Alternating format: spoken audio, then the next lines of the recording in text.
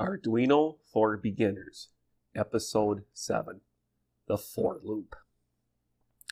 Now, in the last episode, we took a quick look at how the tones work, because in this episode, we're going to take a look at the for loop, and we're going to use tones to demonstrate one of the uses for the for loop. Now, just remember, on the tones, you have to use a PWM pin, and I am using pin 11.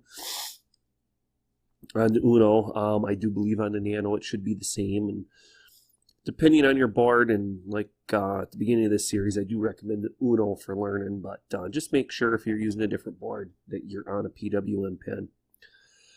I just got a little piezo speaker here stuck on this mini breadboard instead of that big speaker I used in the last tutorial. This takes up a lot less space. It's not quite as loud, but it'll work. So what I'm going to do is demonstrate it working. What I have is a siren setup where it progressively changes the pitch. It goes from a low pitch to a high, and then it goes back down. So let me just turn it on and demonstrate it here, and then we'll go over to the computer and take a look at the Arduino sketch itself. I'll move the microphone up here so you can hear better.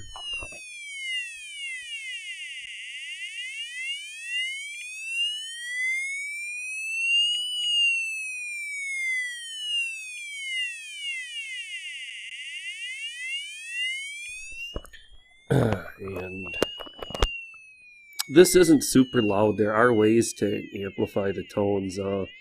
In a later episode, we'll get into that. Otherwise, I actually do have an older video on that if you look on my channel on how to amplify the tones with the transistor simply. But, alright, I think we'll go over to the computer and take a look at this, because this is pretty simple. And then in the next episode after this one, we're going to take a look at the while loops. And then I think I got one more really beginners episode after that. I think we'll look at potentiometers, because we're going to be starting to use a combination of everything we've learned after that. But, all right, yeah, let's go over to the computer and take a look at how this sketch is put together. All right, I have the Arduino IDE opened up. And once again, you can see this is a fairly simple sketch. And after a couple more episodes, we are going to start getting into some more complicated sketches. Actually, the next one will probably be the most complicated we've done yet. But all right, well, let's just get into this one. The for loop. So what we're doing is we're doing a for, and what we're doing is we're counting. And in this example, what we're doing, of course, you do the for in the void loop. Then we're starting an integer, and we're just calling that x. You can call it anything you want. It's just to store the temporary value. And we're starting at 100, and that's what our tone will start at, is 100 hertz. And then we're going to go all the way up to 1,000 hertz. So what we're doing is int integer x equals 100. That's the starting point. Then if x is less than or equal to 1,000, x is plus plus, which means it adds 1 to x.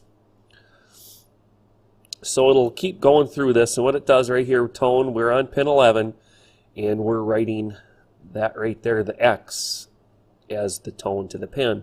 And as you can see, we're not using a duration for the tone, because when we write the next value, it will overwrite this and stop it and go to the next.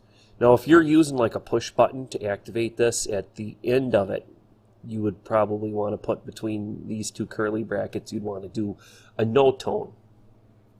But that's something we'll get into later on in this series. Then what we're doing, it's going to go from a very low tone to a high pitched tone. Then what we're doing is we're reversing that. We're going to count down. And we're starting out as x equaling 1,000. Then if x is greater than or equal to 100, it goes negative, negative. And then what we're doing is we're writing, the tone pin 11 to that value. And we're doing a delay of 5. You can play around with this delay. I found 5 works pretty good in there. But yeah, that's all there really is to the for loops. Now there's a lot of other applications we could use this. And when we start getting into some of the more advanced stuff, like servos and stepper motors and stuff, we will start using this more, and that's why we're going over it now. You need to learn this, because as we progress through this series, we're going to get into more and more advanced stuff, and these for loops and also the while loops, which is going to be in the next episode, and the if statements, them are going to be used a lot. So all right, well, go ahead and play around with this. I mean, you can change the starting values and ending values a little bit. You can change the delay time. You could go x plus 5, get rid of the plus plus, because the plus plus just adds 1, and negative negative subtracts 1. So you could just get rid of the 1 negative and put like 5, get rid of the 1 plus, put 5. You try that out. You play with this, have some fun with it.